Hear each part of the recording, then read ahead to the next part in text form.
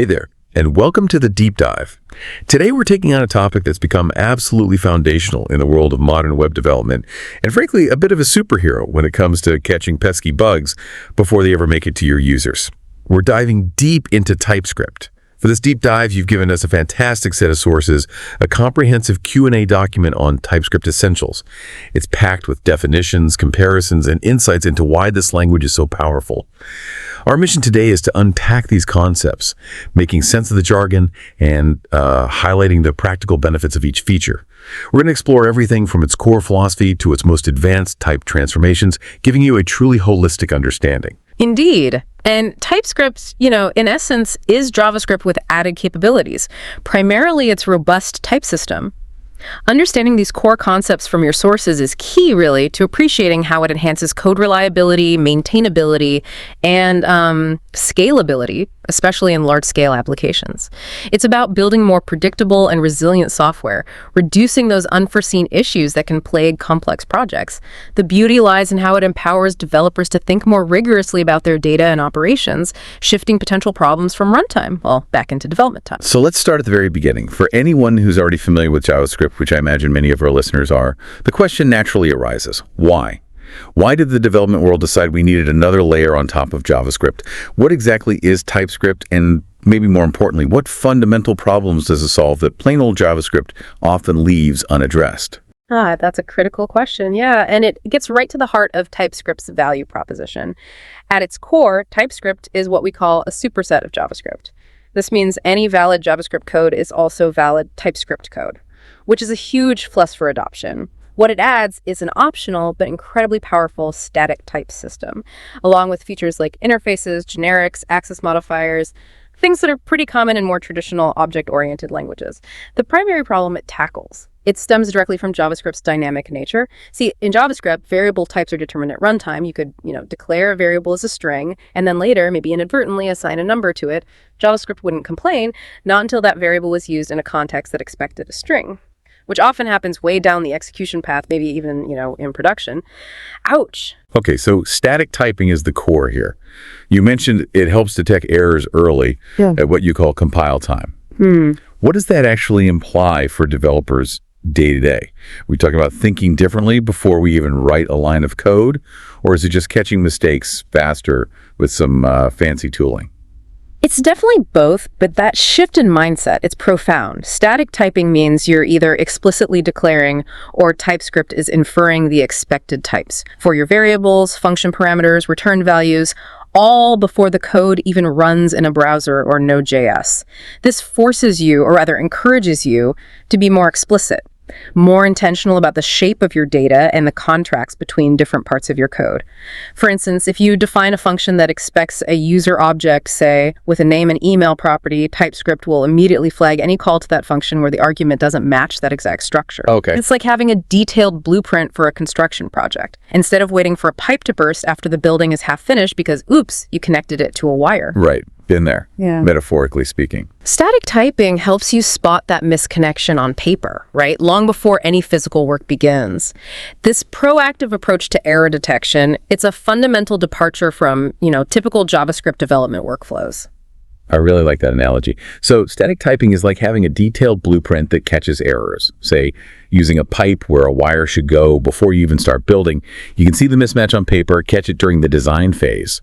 JavaScript, on the other hand, is more like building as you go. And you might only discover that pipe wire mismatch when the water won't flow or the lights don't turn on. And that discovery at runtime can be painful, as you said. So, okay, how does adding all these features, interfaces, generics, static typing actually make things easier, not harder? Especially for someone already comfortable with JavaScript, it feels like more to learn, more rules to follow. That's a very common initial reaction, and it's totally valid. The initial learning curve for TypeScript can indeed feel like an added overhead, another set of rules to memorize. However, the benefits, they quickly outweigh that initial investment, especially in larger, more complex applications or within team environments where, multiple developers are collaborating. The core benefits highlighted in your sources really break down into a few key areas. First, static typing, like we've discussed, catches errors at compile time, leading to a significant reduction in bugs that might otherwise only appear in production. That's huge. Second, better tooling. This is a massive win for developer productivity. Enhanced auto-completion, intelligent refactoring support right within your code editor. It's like having a superpower.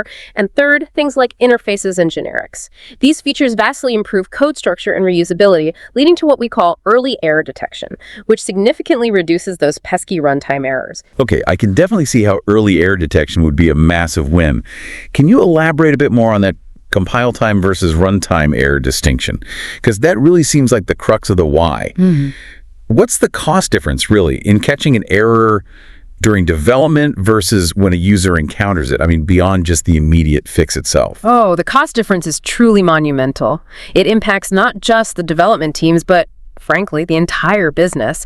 Think about a bug that makes it all the way to production. At runtime, it could cause your application to crash, maybe corrupt user data, definitely lead to a poor user experience, or even, worst case, result in security vulnerabilities. Fixing this involves a complex, multi-stage process.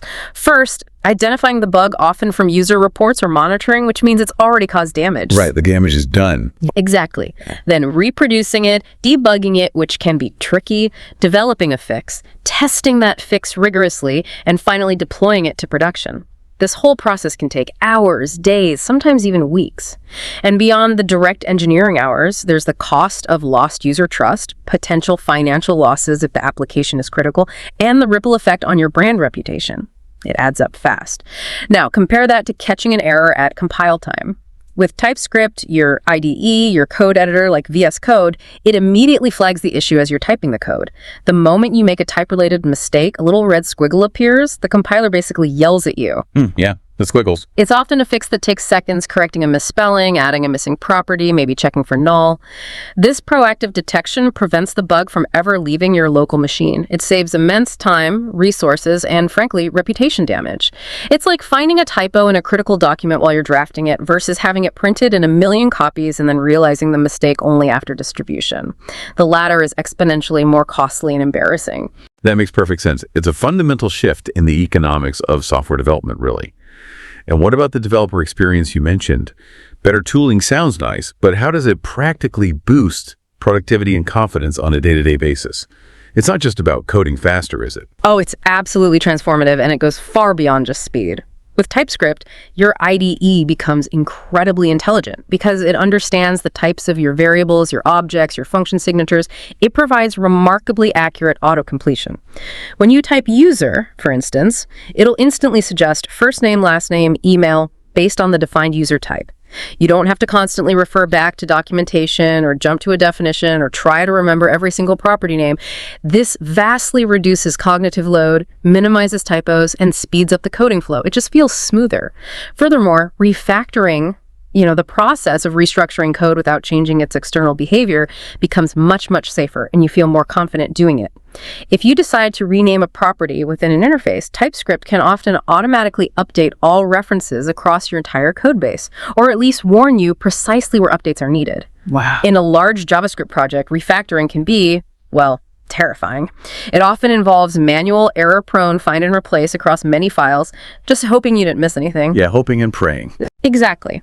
With TypeScript, you can refactor with courage, knowing the type system has your back and will catch any missed spots.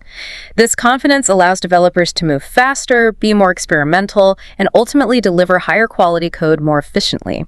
It truly empowers developers to focus on the logic and the features rather than constantly battling type-related inconsistencies. That sounds like an absolute dream for complex projects. So for an illustrative example, if JavaScript is like a GPS navigation system where you might only find out you made a wrong turn when you hit a dead end, that's your runtime error. With TypeScript, it's like the GPS warns you before you even start driving that your destination is unreachable with your current vehicle. Maybe you need a different car or different route. It's that proactive, intelligent feedback loop that makes all the difference, moving problem detection way left on the development timeline. That's a perfect encapsulation, yes. And what's truly fascinating here is how these benefits compound.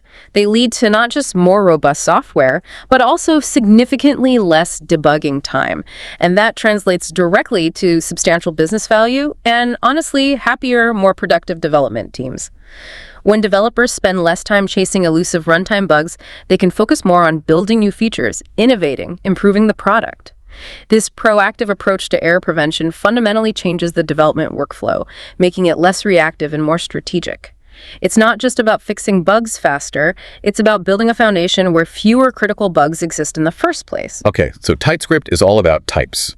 We've established that this type system helps catch errors early and vastly improves the developer experience. Let's get into the nitty-gritty now of how this type system actually operates. What are the foundational principles at play here? Right, so at its very foundation, as we discussed, TypeScript operates on the principle of static typing. Variable types checked at compile time, detecting errors before the code runs.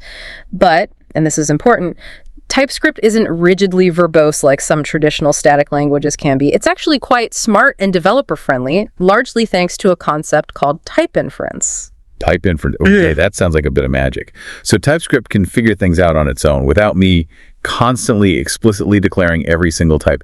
What's the practical balance here between me explicitly telling it what a type is and it automatically deducing it? Because that could mean a lot less boilerplate code, right? Exactly right. Type inference is precisely that. TypeScript automatically deduces a variable's type from its initial value if no explicit type is given. For instance, if you write let username equals Alice, boom, TypeScript immediately infers that username is a string. You don't need to write let username string Alice. This intelligently minimizes the need for explicit type annotations in many scenarios, allowing you to maintain a concise, almost JavaScript-like coding style, while still leveraging the powerful type-checking capabilities behind the scenes. The balance is crucial, though. You do provide explicit types when clarity is paramount, particularly for function parameters, return types, or, say, complex object structures where defining a clear contract is essential for collaboration and maintainability. Consider a function argument that could be a string or maybe null. You'd explicitly type it string null. But for simple assignments, or when assigning a function's return value where the type is pretty obvious, TypeScript handles the mundane stuff. It reduces boilerplate code and keeps things clean and readable. This intelligent inference makes TypeScript powerful without being overly burdensome or verbose. That's brilliant. So type inference, it's kind of like a smart assistant. If you hand it a hammer, it infers you probably want to hammer something without you explicitly saying, here is an object of type hammer. It just knows based on context, letting you focus on the task rather than constantly defining your tools. And this means you get the benefits of strong typing without constant explicit type declarations, making the code much cleaner and more readable. Precisely. It allows developers to enjoy the expressiveness and flexibility often associated with JavaScript while gaining the confidence and safety nets of a robust type system. It's really trying to offer the best of both worlds. It prevents those type annotations from becoming a burden in simple, common cases. Okay, here's where it gets really interesting for me. We've talked about all these wonderful benefits of type safety, but then there are types that seem to let you bypass type checking altogether, and types that represent things that literally never happen. Let's talk about the anything goes versus proceed with caution types. Any, unknown, and never. Why on earth would we ever want to opt out of type safety with any? Isn't that defeating the whole purpose? Yeah, that's a very keen observation, and it highlights a common point of confusion, definitely. The any type essentially does just that. It disables TypeScript's type checking for that specific variable or expression. It makes that portion of your code behave just like plain JavaScript again. It's often referred to as an escape hatch and is primarily used in specific scenarios. Like when you're migrating a large existing JavaScript codebase to TypeScript, you might have highly dynamic data from external sources, or maybe you're interacting with third-party libraries that don't have good type definitions yet. In these cases, any allows you to get your code working without immediately fixing all the type issues upfront. It's a pragmatic tool sometimes. However, and this is a big however, it should be used with extreme caution and ideally avoided as much as possible. Using any reintroduces the very runtime errors that TypeScript aims to prevent. If you declare something as any, you're effectively telling TypeScript, trust me, I know what I'm doing here, don't check this, even if you make a mistake later. Right, famous last words. Exactly. This can lead to nasty surprises down the line, as those errors will only surface at runtime. It's like having a wild card in a card game. It can be anything, which seems flexible but can lead to unpredictable outcomes and debugging nightmares. Many experienced TypeScript developers treat any as a type of last resort or, a temporary placeholder to be fixed later. Using any is often a sign of type debt. So any is definitely a trap to be wary of. Got it. But then we have unknown. Yeah. How is unknown a type-safe counterpart to any? What's the practical difference in how you'd use them, and why is one so much safer than the other? Unknown is indeed a much safer and generally preferred alternative when you genuinely don't know the type of data you're receiving, say from an API call or user input. While both any and unknown can hold values of any type, the critical difference is that unknown compels you to perform explicit type checking or a type assertion before you can perform any operations on the variable. For instance, if you have a variable data of type unknown, you can't just directly call data.sum method or access data.sum property. TypeScript will stop you. You first have to narrow its type. Maybe with a type of check, instance of check, or maybe a custom type guard function. You have to ensure it's the type you expect before you can safely interact with it. This is why unknown is safer.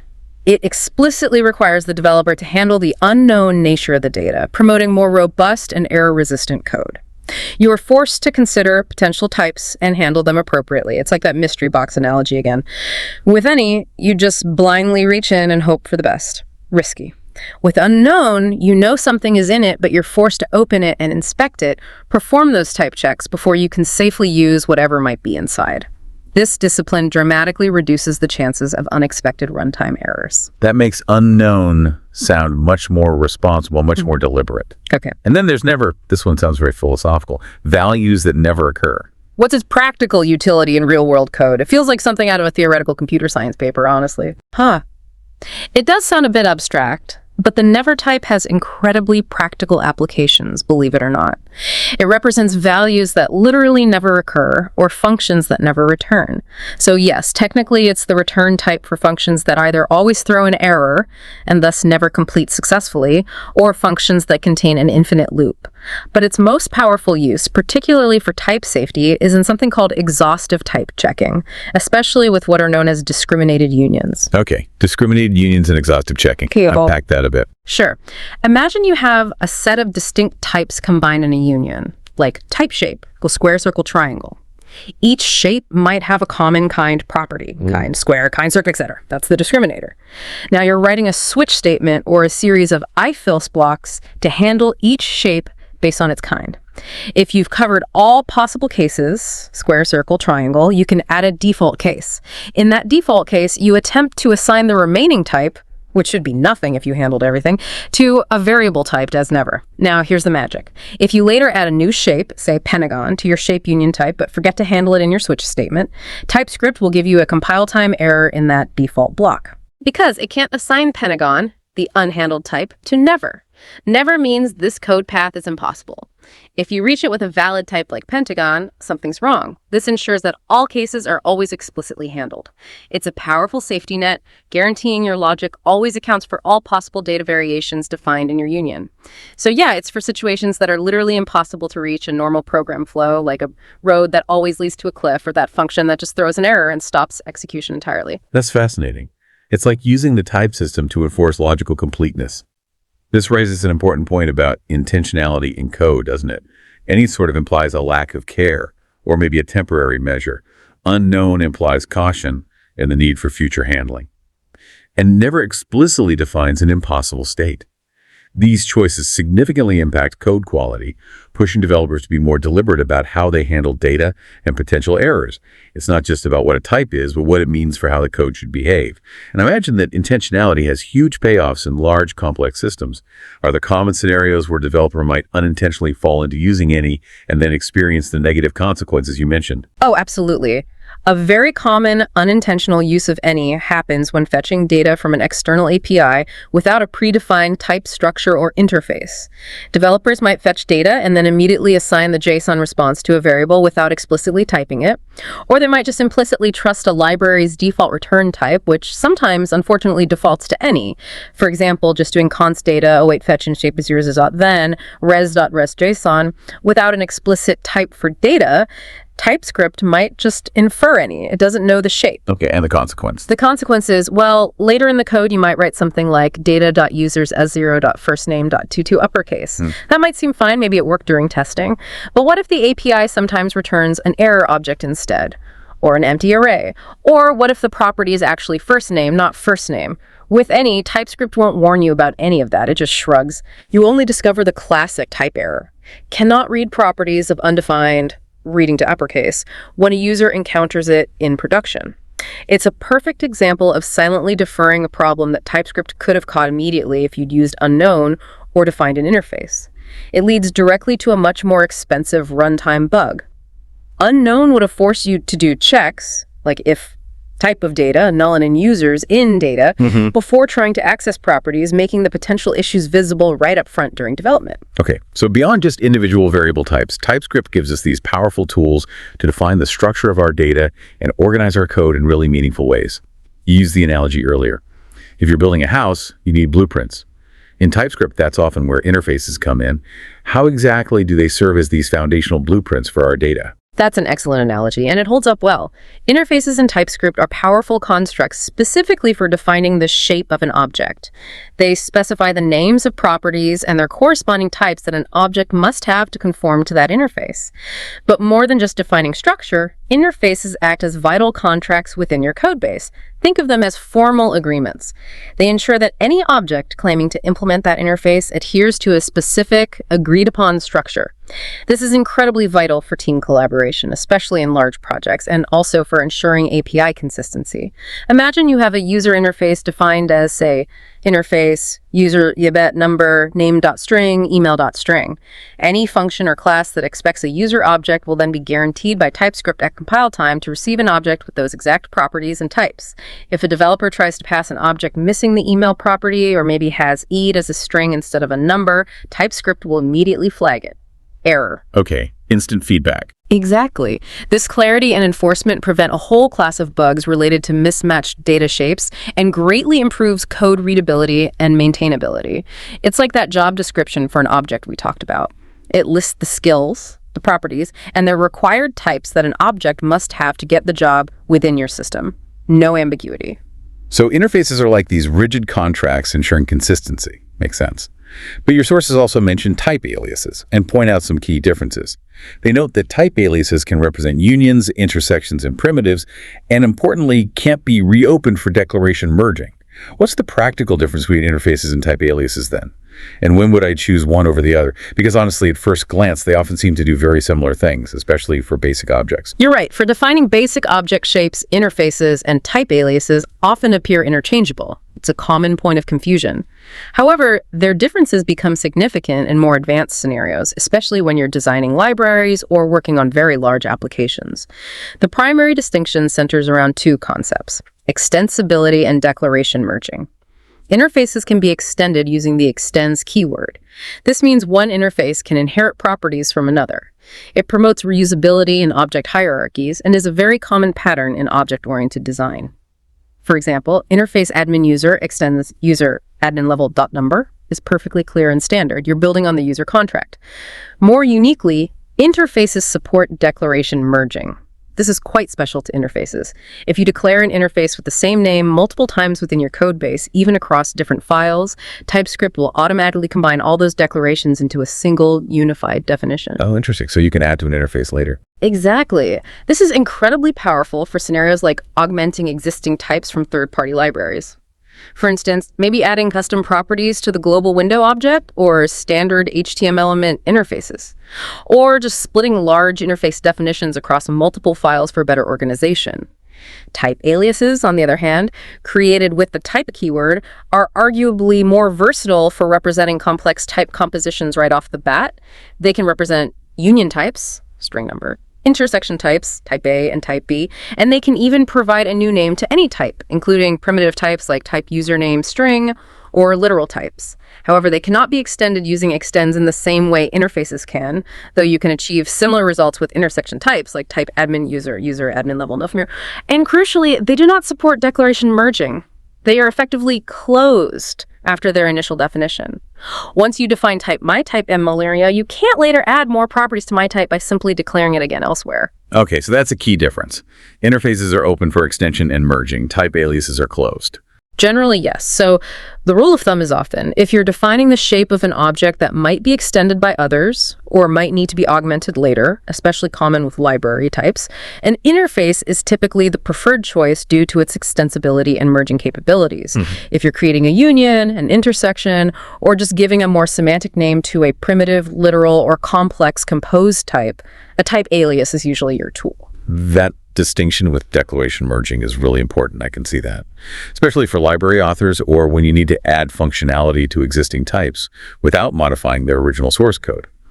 You also mentioned optional and read-only properties within interfaces. How do those help with flexibility and preventing unexpected changes? And how are they expressed in the syntax? Right. These are simple yet incredibly powerful modifiers that add a lot of nuance to your type definitions. Optional properties are denoted by adding a question mark after the property name. For example, phone number.string. This means that the phone number property might or might not be present in an object conforming to that interface. TypeScript won't complain if it's missing. This is immensely useful for things like flexible APIs where some parameters aren't always needed, or configuration objects where certain fields have defaults or aren't always required, or even when dealing with partial updates in data like updating a user's profile, you might only send the fields that changed. Right, so you don't need to send the whole object every time. Exactly. It makes the interface more adaptable to real-world scenarios. Read-only properties, on the other hand, are marked with the read-only keyword before the property name, like read-only id number. These properties can only be assigned a value once, typically during the object's initialization. After that, their value cannot be changed. TypeScript will enforce this. This enforces immutability, which is a really important concept in programming for preventing unexpected side effects.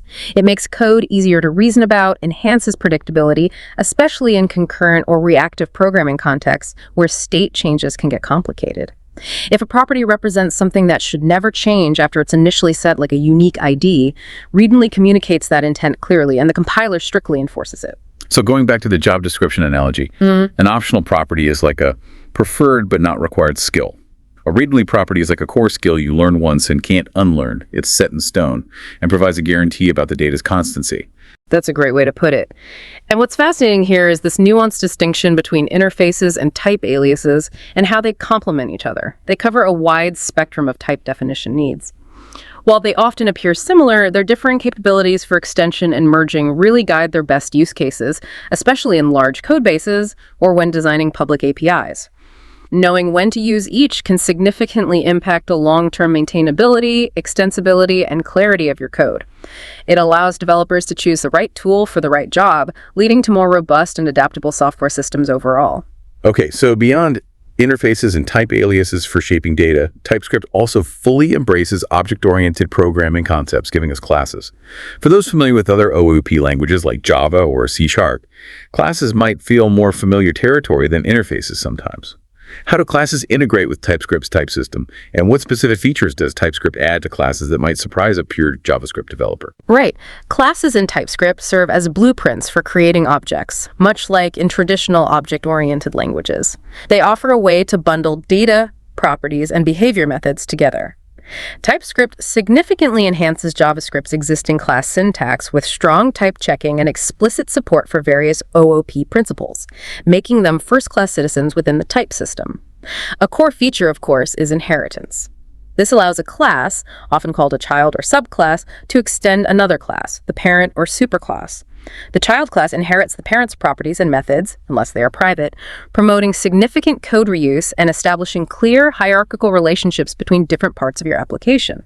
This is directly analogous to, genetic inheritance. A child inherits traits from its parents and can then add its own unique characteristics or override inherited ones. That makes sense. We often think of classes as encapsulating data and behavior, keeping things neatly packaged. How do TypeScript's access modifiers, public, private, and protected, help with that encapsulation? And why are they so important for maintaining a clean, predictable code base?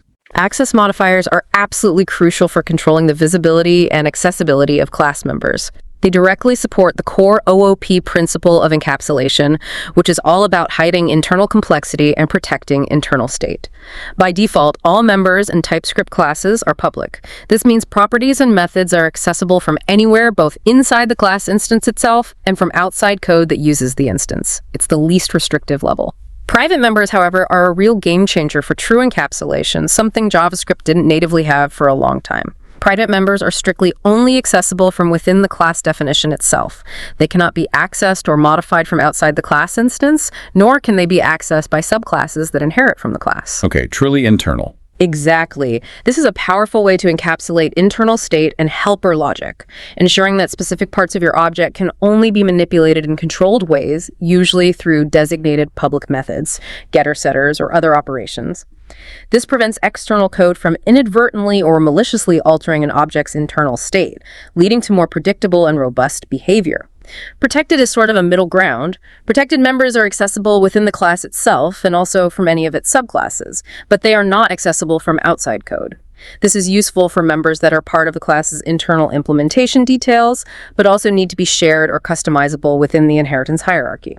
So thinking about those security clearance levels you mentioned, public is accessible to everyone. Protected is for family and trusted colleagues within the same organizational hierarchy, subclasses.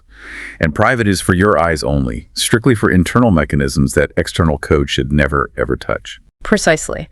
They enforce clear boundaries and prevent unintended interference with an object's internal workings, which becomes absolutely critical in large, complex systems where many different parts might interact with an object. That's a huge step up for predictability in class-based architectures compared to plain JavaScript. And finally, within classes, there are abstract classes. What are they and how do they differ from regular concrete classes? Where would you typically see them used in practice? Abstract classes introduce another higher layer of abstraction within the class hierarchy. The key defining difference is that an abstract class cannot be instantiated directly. You cannot use new with an abstract class itself. Instead, it's designed specifically to be extended by other classes, which are often called concrete classes if they are not abstract themselves. Abstract classes can contain both regular implemented methods, concrete methods with bodies, and abstract methods. Abstract methods are declared with the abstract keyword, but they have no implementation body, just a signature. Any non-abstract child class that extends an abstract parent class must provide its own concrete implementation for all of the parent's abstract methods. The compiler enforces this. So it forces subclasses to fill in the blanks. Exactly. This makes abstract classes excellent for defining a common template, a shared interface, or a partial implementation for a group of related classes. They essentially serve as blueprints for blueprints. They define some common structure and perhaps some shared behavior, but they force subclasses to provide the specific details needed for their particular implementation, ensuring they all adhere to a certain contract while allowing for variation. You often see them used in framework design or when defining common patterns where you want to ensure all derived classes implement certain critical operations. For example, an abstract class shape might have some concrete properties like color, but an abstract getArea. Number method. You can't create a new shape, but any class extending shape, like circle or square, must implement its own specific getArea method. It's like that partially completed contract form analogy again. It defines some required sections in general terms, but leaves blanks that must be filled in by anyone who uses it by extending it, ensuring consistency across diverse implementations while enforcing a core structure. That's a perfect way to think about it. The inclusion of these robust class features in TypeScript, combined with its strong type system, really bridges the gap between traditional object-oriented languages like Java or C# and the JavaScript world. This allows for more structured, maintainable, and scalable code bases for development teams who prefer or require an OOP paradigm.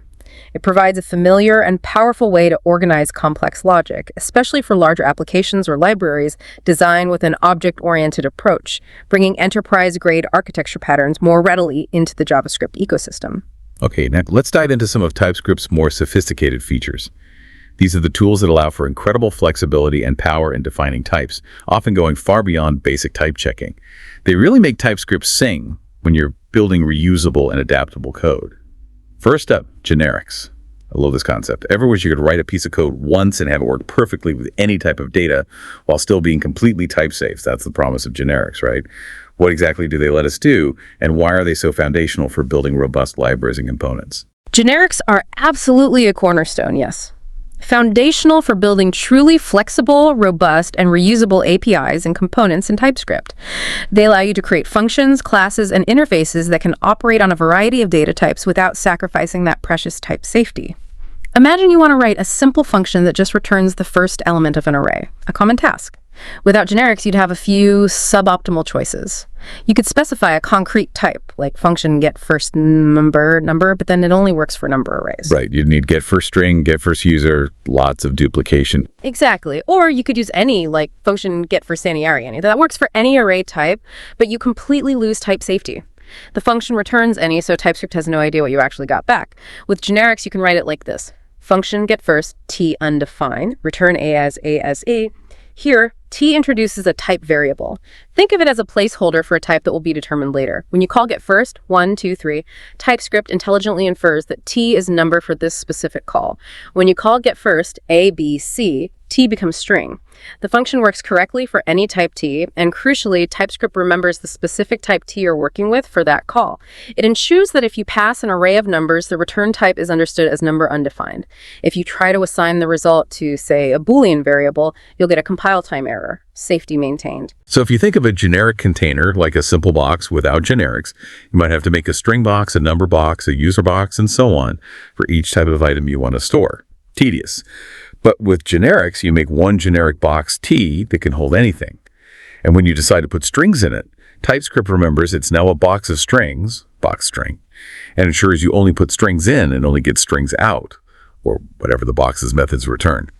It maintains that type safety throughout, specific to how you're using it.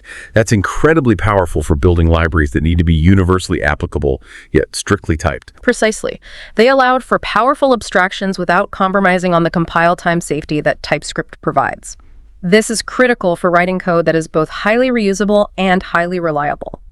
It's a core concept that enables fundamental patterns like type-safe collections, think array number or map string, user or even promise string, or functions that operate on properties of any object while still enforcing that those operations are valid for the specific type being used at that moment. Generics allow developers to abstract over types, similar to how functions abstract over values, leading to highly adaptable and scalable code structures. Okay, very cool. Moving on, TypeScript gives us ways to combine existing types into new, more complex ones. This allows for incredibly precise data modeling. Let's talk about union and intersection types. What do the pipe and ampersand and operators actually mean in the world of types, and how do they help us express these complex data relationships? Right, these operators are absolutely fundamental for expressing complex data relationships with precision and flexibility. They let you compose types in powerful ways. A union type, denoted by the pike symbol, allows a variable or parameter to hold values of multiple distinct types. It's an OR relationship. For example, if you define pipe ID is string number, a variable declared as ID can legitimately hold either a string or a number. TypeScript will understand and allow both. This is incredibly useful when a function might accept different types of input, like an ID that could be numeric or a UUI'd string, or when data can genuinely come in various forms, such as an API response that could return either a successful data object or a specific error object structure. It empowers you to model these either scenarios explicitly and safely.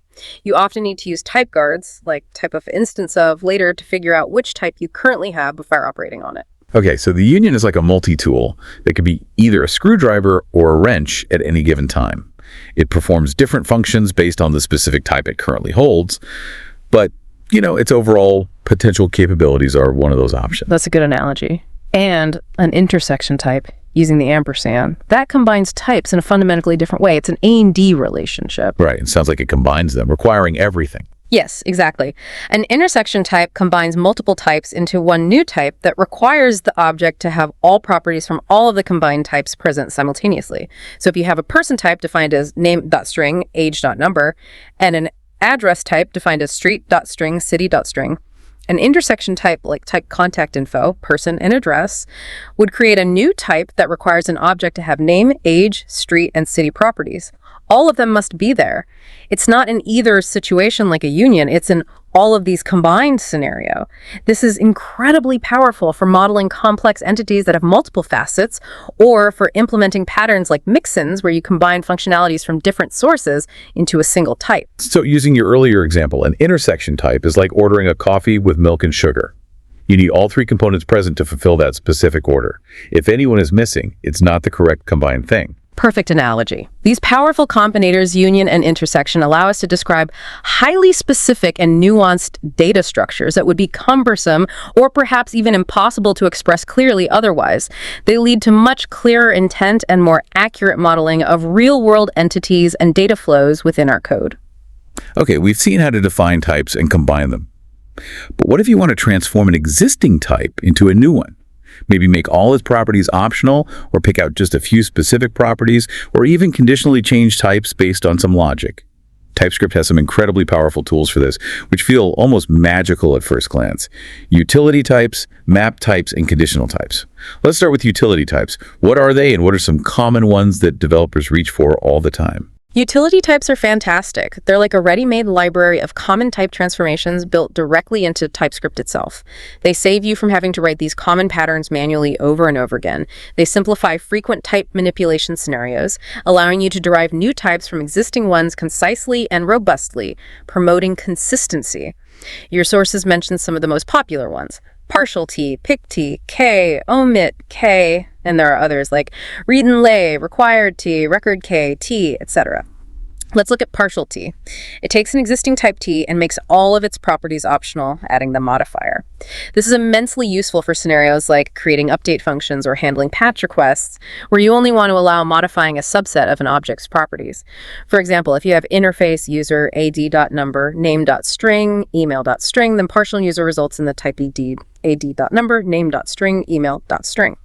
Now you can pass an object with just name Jane to an update function that expects partial user without needing to provide ed or email. Ah, very handy for updates. What about pick and omit? Right.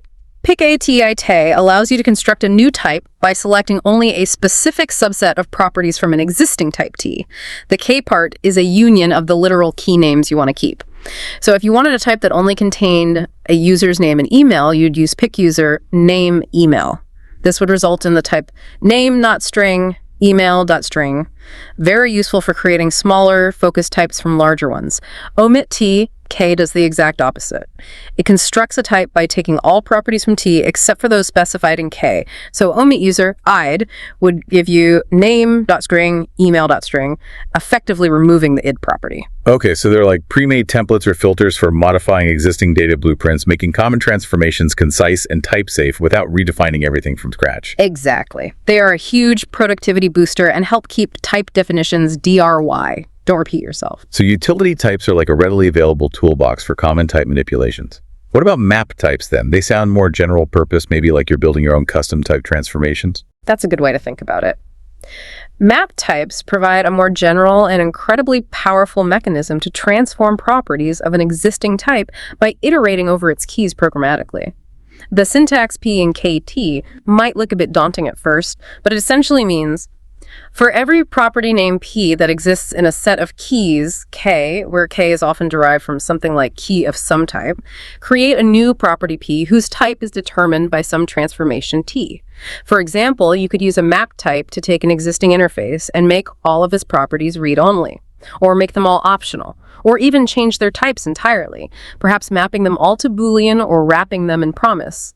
Consider creating a type where all properties of our user are now Boolean flags, maybe indicating whether they were provided or modified.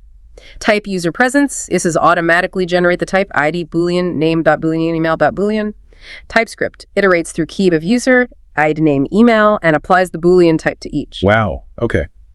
That's powerful. It gives you fine-grained programmatic control over how you derive new types from existing ones, automating what would otherwise be tedious and error-prone manual type declarations, especially for large interfaces. They are like a find and replace or a mass transformation tool for your type's properties, but operating entirely within the type system with full type safety and structural transformation capabilities. And then the really advanced stuff, conditional types. These introduce logic like if-else statements directly into the type system itself.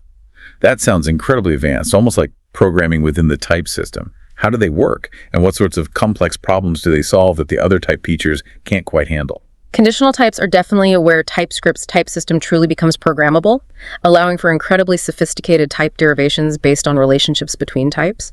They are expressed with the ternary operator syntax, very similar to a JavaScript if-then-else statement. T extends U, X, Y. This reads as, if type T is assignable to or extends type U, then the resulting type is X. Otherwise, if it's not assignable, the resulting type is Y. Okay, so if T fits into U, use X, else use Y.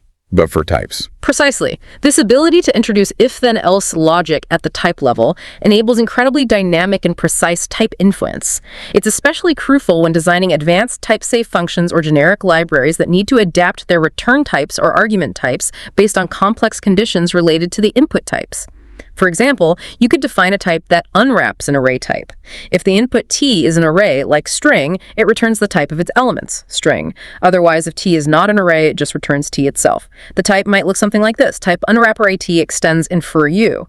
Here, infer U is another powerful keyword used within conditional types to capture a type from within the structure being checked. So if you pass string to unwrap array, T extends infer U is true, U is inferred as string, and the result is string. If you pass number to unwrap array, T does not extend infer U, so the result is the else part, which is just T, so number. This kind of conditional logic is essential for building highly flexible APIs, where the type of the output depends directly and precisely on the type of the input, leading to exceptionally precise and context-aware type definitions that are often impossible to achieve with simpler type constructs like unions or intersections alone. These aren't just academic curiosities, then. They have real practical value. Absolutely. They are foundational for advanced library design. Think state management libraries, data validation libraries, ORMs, complex data modeling, and highly dynamic systems where types need to adapt based on context or other types. This is where TypeScript truly shines in its expressiveness and power. Mastering these advanced type transformations, utility, mapped, and conditional types opens up a whole new level of control, precision, and elegance in your type-safe code, allowing you to model very complex scenarios accurately within the type system itself. #V, deeper dives and modern additions. All right, as we round out our deep dive, let's explore some of the more, let's say, philosophical aspects of TypeScript's type system, and also touch on some recent powerful additions that show how the language continues to evolve, making it even more robust for real-world complex scenarios.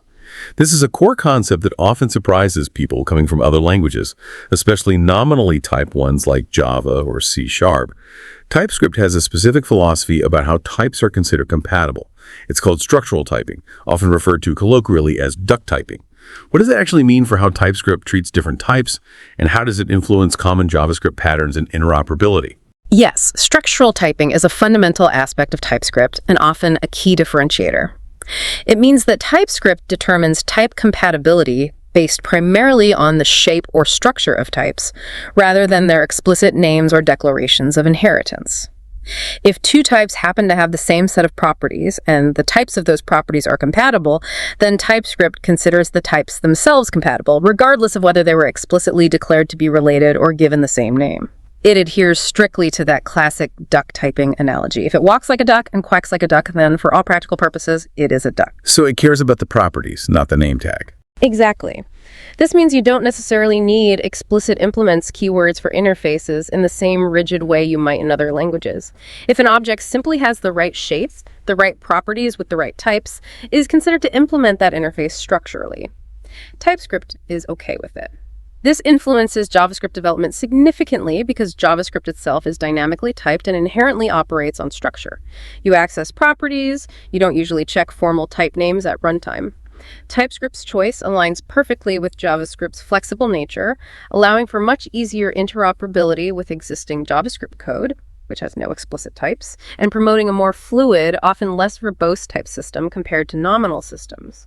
It means you can often define an interface that matches the shape of an object coming from a third-party JavaScript library. And as long as your interface definition accurately describes the object's properties, TypeScript will treat objects from that library as instances of your interface without any explicit casting or modification needed. This enables powerful patterns like implicit interface implementations and often makes refactoring easier as long as the crucial shape remains consistent. That sounds incredibly flexible, and yeah, very much in line with JavaScript's dynamic spirit. Okay, but if that's structural typing, what then is nominal typing? And why would you ever want it in a language that natively uses structural typing? It feels like you might be fighting against the language's core philosophy. That's a perceptive question, and it highlights a common tension and a valid need in certain scenarios. Nominal typing, in contrast to structural, enforces type compatibility based on explicit type names or declarations. This is how languages like Java, C# or Swift primarily operate. In a nominal system, if you define a user ID type and an account ID type, even if both are ultimately just represented as, say, a string or a number internally, the system would consider them fundamentally incompatible types. You couldn't assign a user ID to a variable expecting an account ID or vice versa without an explicit conversion or casting mechanism. The names matter. Ah, okay. Even if they look the same underneath. Right. The potential problem with TypeScript structural typing is that if you define type user ID string and type accountID equals string, TypeScript would consider them structurally identical and therefore completely interchangeable because they're both just strings. This could potentially lead to subtle but dangerous logic errors where, for example, you might accidentally pass an accountID string to a function that was expecting a user ID string. The types match structurally, so TypeScript allows it, but the meaning, the semantics, are wrong for your application's domain. Right. This raises an important question about type safety versus semantic intent. While structural typing is flexible and often convenient, understanding its implications is crucial. Sometimes you truly want to enforce that a type is only compatible if it came from a specific brand or source, not just because its properties happen to line up structurally. So if TypeScript doesn't natively support nominal typing, how can you emulate it if you really need that stronger semantic distinction? For instance, to reliably prevent passing a user ID to a function that absolutely requires a product ID, even if both are strings. Yeah, you're touching on an important pattern, especially relevant in domain-driven design or when dealing with primitive types used as identifiers, where semantic correctness is paramount. You can indeed emulate a form of nominal typing by subtly altering the shape of a type in a way that prevents structural equivalence, even if the underlying data type, like string, remains the same. Two common methods are using branded types or sometimes employing private or protected members in classes. Branded types is the more common approach for primitive types. It typically involves adding a unique, often non-existent property to a type, usually using a symbol or just a unique literal string key that serves purely as a brand or tag to distinguish it. For instance, you could define something like type user ID string and read-only brand.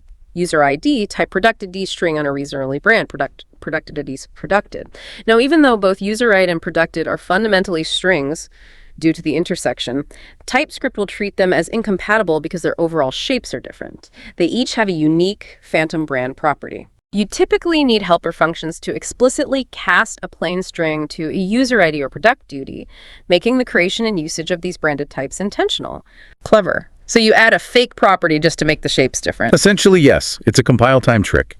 For classes, if you add a private or protected member to a class, other classes generally cannot be structurally compatible with it unless they also happen to have that exact same private or protected member declared in the same way, which is usually impossible unless they inherit from a common base class.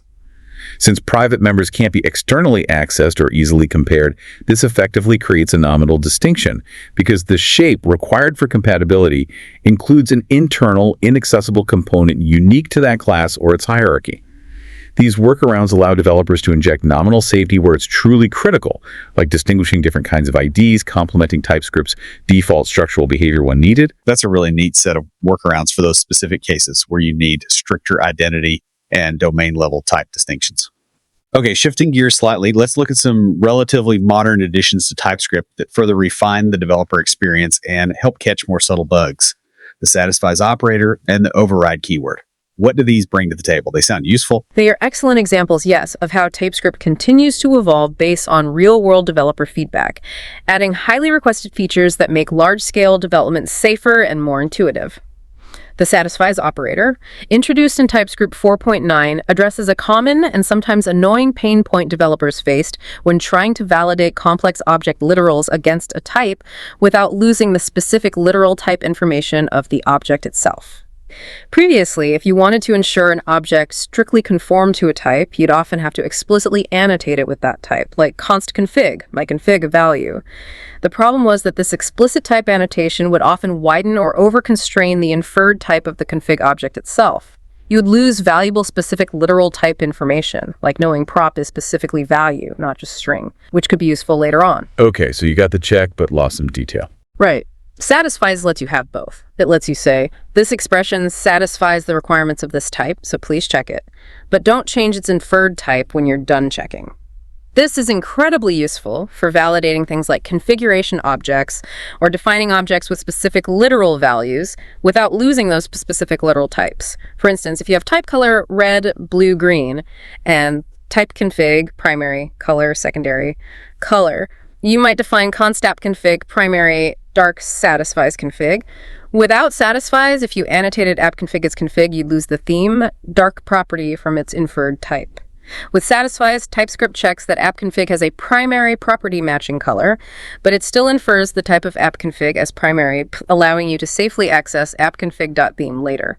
It's like saying this cake looks like a chocolate cake, and I want to make sure it meets the recipe for a chocolate cake. It has flour, eggs, chocolate.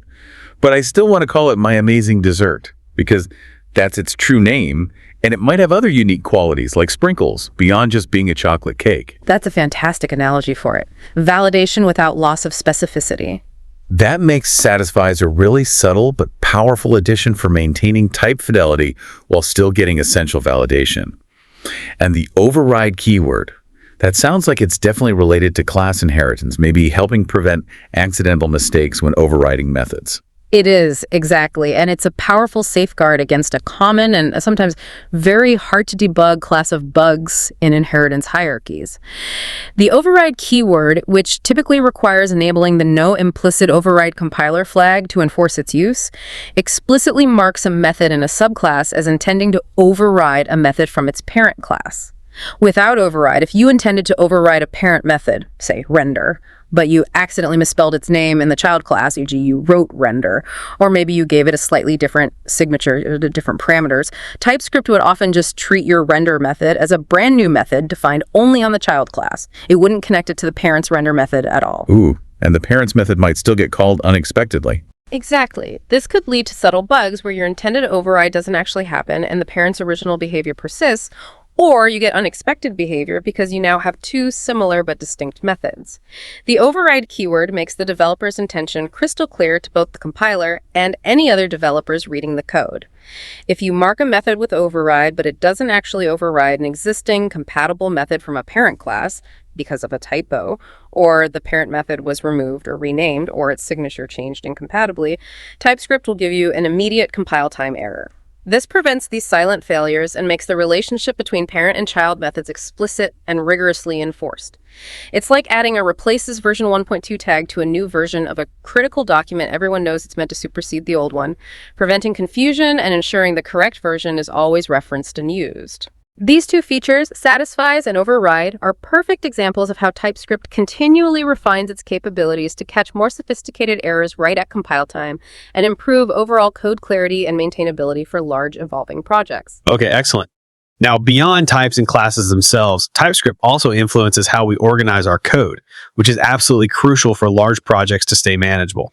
Modules, namespaces, and decorators are mentioned in our sources. What roles do they play in structuring a typical TypeScript application? Right, code organization is key. Modules are, without a doubt, the modern, universally accepted standard for structuring code in both JavaScript and TypeScript today. They're essentially individual files. Each file is its own module. You use export statements to make specific variables, functions, classes, or types available for use outside that file.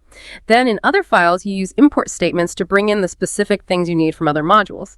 The system promotes really clear dependency management. You know exactly what each file relies on, helps prevent polluting the global scope, which was a huge problem in older JavaScript, and makes code bases highly modular, easier to manage, test, and understand.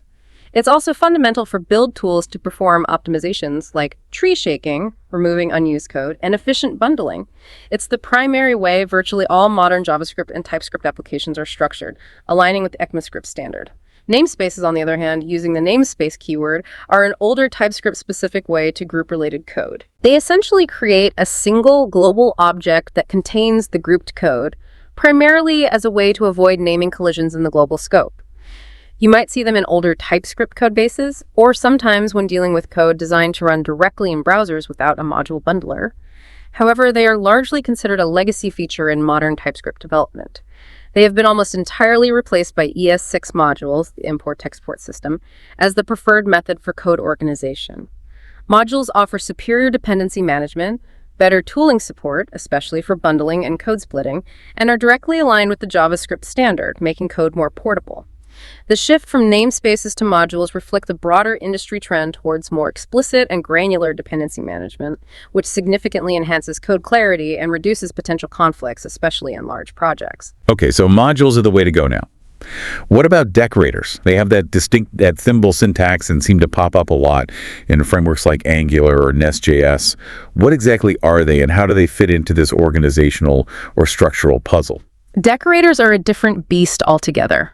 They are a powerful advanced feature, currently a stage 3 proposal for JavaScript, but fully supported in TypeScript for some time, that allows you to add annotations and essentially run metaprogramming logic on classes, methods, accessors, properties, or parameters at design time, when the code is defined, not when it runs.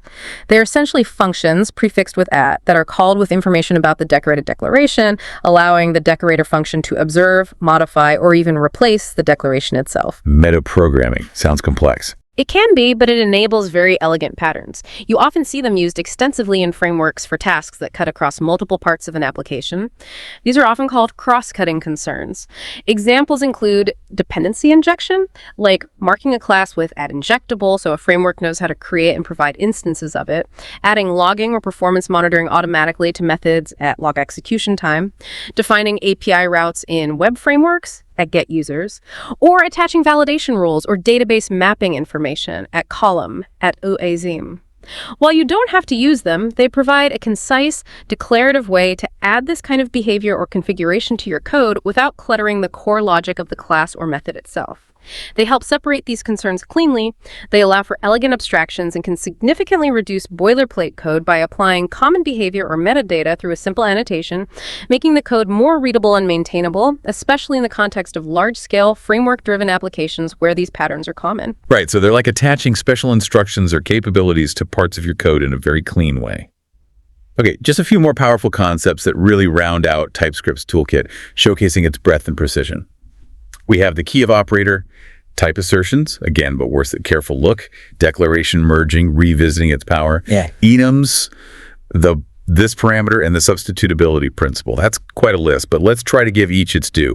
What exactly does the key of operator do, and why is it so handy in practice? The key of operator is incredibly useful, especially when you're working with object properties dynamically but still want to maintain type safety. What it does is it takes an object type and returns a union of literal, string, or symbol types that represent all the known public property keys of that object type.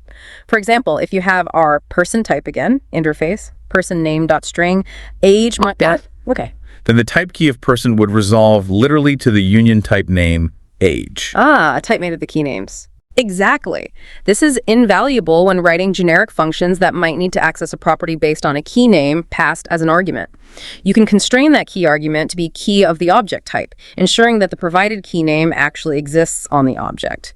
Consider a generic getProperty function getProperty t, k extends key of t, objection up t, key pay, k. Here, k extends key of t ensures that the key argument must be one of the valid keys of the object objective, and the return type tk uses index access types to correctly infer the type of the property being accessed. This prevents runtime errors from trying to access non-existent properties using incorrect string keys, which is a very, very common source of bugs in plain JavaScript.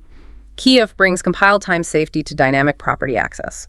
And type assertion, I see the is as type or the older type syntax mentioned. Is that basically like casting in other languages, and when should I use it? Or perhaps more importantly, when should I be wary of using it? Yes, type assertion is very similar to casting in languages like C# or Java. It's fundamentally a way for you, the developer, to tell the TypeScript compiler, hey, listen, I know more than you do in this specific situation. Trust me that this variable will be this specific type at runtime, even if you, the compiler, can't definitively prove it right now based on your static analysis. You achieve this with the as type syntax, like value as string, which is generally preferred, especially when working with JSX-TSX files to avoid ambiguity with JSX tags or the older angle bracket syntax type value. While sometimes necessary, it should be used with extreme caution. It's essentially overriding or bypassing TypeScript's own type checks for that specific expression. The responsibility shifts entirely to you to ensure the assertion is correct. So if you're wrong, errors happen at runtime. Precisely. If your assertion is incorrect, you've just reintroduced the very runtime errors, like type errors, that TypeScript is designed to prevent. Common legitimate scenarios for using it include working with the DOM API, where document.getElementById returns a general HTML element null, but you know it's specifically an HTML canvas element, so you might assert as HTML canvas element. Or sometimes, after performing complex runtime checks within a function, you might know more about a variable's specific type within a union than the compiler can easily infer, allowing you to assert it to the more specific type to proceed. But always remember, This keyword performs 0 runtime checks or conversions. It's purely a compile time hint to silence the compiler. Use it sparingly and only when you are absolutely certain. Often, using type guards or unknown is a safer alternative. Got it. Use with care. You mentioned declaration merging earlier, specifically with interfaces, but it's listed here again as a more general, powerful feature. Can you just reiterate its broad power and scope beyond just interfaces? Absolutely. Declaration merging is indeed a unique and powerful TypeScript feature that isn't limited just to interfaces, although that's a very common use case. The compiler merges multiple declarations that share the same name into a single unified definition. This applies not only to interfaces, where multiple declarations add properties cumulatively, but also to namespaces. If you declare the same namespace multiple times, their exported members are merged into a single namespace. This was sometimes used for organizing large libraries across files in the pre-module era. It also applies to enums to some extent, allowing you to add static methods to an enum type by merging it with a namespace of the same name. Its broad power lies in this principle of extensibility and augmentation after the initial definition. It's particularly useful, as we said, for extending types from external libraries, ETS files, without modifying their source code, a technique called module augmentation or declaration augmentation.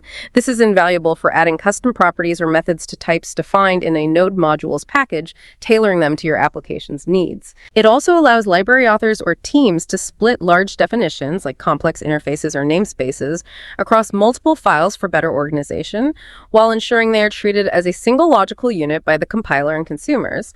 It creates a modular or cohesive way of defining and evolving types over time or across different contexts. Enums. Those sound pretty straightforward, generally like a named list of options or constants. How do they integrate into the type system's benefits beyond just being named values? They are relatively straightforward, yes, but their integration into the type system provides significant benefits for code clarity and safety. Enums, short for enumerations, allow you to define a set of named constants, which can be either numeric or string-based. For example, enum direction up, down, left, right creates a set of named constants where, by default, direction up is assigned the numeric value 0, direction down is 1, and so on. You can also explicitly assign numeric values, or more commonly now, assign string values like enum status, success, success, failure, failure, pending, pending. Their key benefit comes from improving readability and preventing errors that arise from using ambiguous magic strings or magic numbers scattered throughout your codebase. Instead of writing if user status equals 1 or if task status completed, you can write if user status dot active or if task status dot completed completed. Much clearer. Exactly. It's far more self-documenting and, crucially, type-safe. The compiler understands that user status active is of type user status, and it ensures you're only using valid enum members where an enum type is expected. You can't accidentally assign a random string or number where a status enum is required. This makes your code more robust, less prone to typos, and much easier to understand and maintain for anyone reading it later. They are excellent for representing a fixed, known set of options like application states, user roles, API response codes, or configuration flags. And this parameter and functions, oh boy, this in JavaScript. That's always been a tricky concept due to its dynamic binding depending on how a function is called. How does TypeScript bring clarity and safety to the often confusing world of this? You're absolutely right. This context in JavaScript is notoriously tricky. Its value often changes unexpectedly based on how a function is invoked. For example, as a method object .method, as a standalone function func using .call or apply or in an event handler, leading to very common runtime errors like type error. Cannot read properties of undefined, reading some property, when this isn't what you expected. TypeScript addresses this directly and elegantly by allowing you to explicitly define the expected type of this within a function signature using a special this parameter. This parameter must be the very first parameter listed in the function signature. Importantly, it is not treated as a real runtime argument. It's purely a compile time annotation for the type checker. Its sole purpose is to provide a type constraint for this keyword used inside that function's body. For example, function greet this, person message.string, console.log hello from this .sign, the lax and taken. Now, TypeScript will analyze how greet is called. It will enforce that greet can only be called in a context where this is guaranteed to refer to an object that satisfies the person type. If you try to call it in a way where this would be undefined or something else, like const standalone greet to kill user.greet, standalone greet, hi, TypeScript will give you a compile time error preventing the runtime surprise. This allows TypeScript to provide strong type safety around how this is used, preventing a whole class of common and frustrating JavaScript errors related to incorrect bindings, making your code significantly more predictable and reliable, especially in contexts like event handlers, callback functions, or methods passed around independently. That's a lifesaver. Okay, finally, the substitutability principle, also known as the Liskov substitution principle, LSP. This sounds like a fundamental concept from object-oriented design theory. How does it relate specifically to TypeScript's type system and maybe its structural nature? Yes. The substitutability principle, or Liskov substitution principle, LSP, named after Barbara Liskov, is indeed a fundamental principle of good object-oriented design, particularly related to polymorphism and inheritance hierarchies. It essentially states that if you have a base type, let's call it T, and you have a subtype, let's call it S, meaning S inherits from or implements T, then objects of type S should be usable wherever objects of type T are expected without altering the correctness or desired properties of the program. In simpler terms, a subtype should always be able to substitute for its supertype without causing unexpected behavior or breaking the contract established by the supertype. So, subclasses shouldn't break the promises made by their parents. Exactly. They can add functionality or provide more specific implementations, but they must uphold the core contract. TypeScript, interestingly, through its structural typing system, naturally supports and encourages adherence to this principle, often implicitly. If an object B has all the properties and methods that object type A requires, and potentially more, then TypeScript allows B to be used wherever A is expected because B structurally satisfies the requirements, the shape, of A. For example, if a function expects a vehicle with the move method, and you pass it a car object, which also has move method and maybe an extra honk method, TypeScript will allow it because car is structurally substitutable for vehicle in this context. The car fulfills the vehicle contract. This principle promotes code reusability, modularity, and maintainability by ensuring that derived types, or structurally compatible types, behave predictably when used in place of their base types or interfaces they conform to. Adhering to LSP leads to more robust, flexible, and extensible software designs, and TypeScript's type system often helps guide developers towards this naturally. These diverse features we've just covered, key of, careful assertion, merging, enums, type this, and the alignment with LSP collectively demonstrate the depth and precision TypeScript offers developers. Each one, in its own context, solves a specific, common problem encountered in JavaScript development, contributing to more robust, understandable, and ultimately more scalable code bases. They really move TypeScript far beyond just being JavaScript with types into a sophisticated language environment well-suited for large-scale software engineering, empowering developers to write incredibly reliable and maintainable applications. Hashtag tag outro. Wow, okay, what an incredible journey through the world of TypeScript. That was a really deep dive. We've covered so much, everything from its core benefit static typing, that early error detection, to really advanced concepts like structural typing versus nominal generics, conditional types, right down to those subtle but powerful features like the satisfies operator and the type to this parameter. I feel like you've now got a really solid foundation for understanding why TypeScript has become such a game changer for building reliable, maintainable, and scalable software. Indeed. And if we connect this all back to the bigger picture, TypeScript isn't just about, avoiding undefined is not a function errors, although that's nice. It's really about improving the entire software development lifecycle.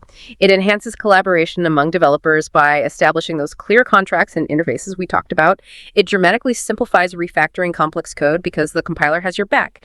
And it makes large code bases much, much easier to maintain and evolve safely over time. It fundamentally shifts the focus from finding errors at runtime, which is reactive, stressful, and costly, to preventing them right at design time during development, which is proactive, efficient, and leads to higher quality overall. It's a powerful paradigm shift for any software project aiming for stability, predictability, and longevity. Absolutely. And that brings us to our final thought for you, our listeners, to maybe mull over.